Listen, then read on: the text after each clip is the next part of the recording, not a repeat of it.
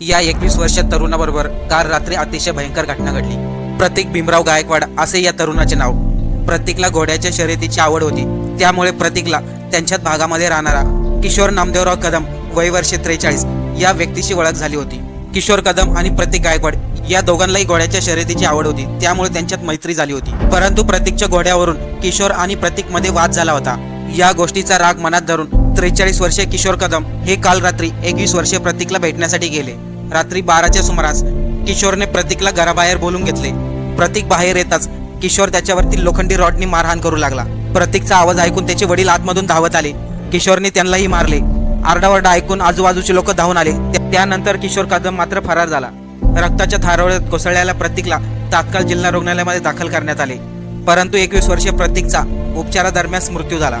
पोलिसांनी अवघ्या 12 तासाच्या आतमध्ये किशोर नामदेवराव कदम या आरोपीला पकडून अटक केली। कोणत्या व्यक्तीवर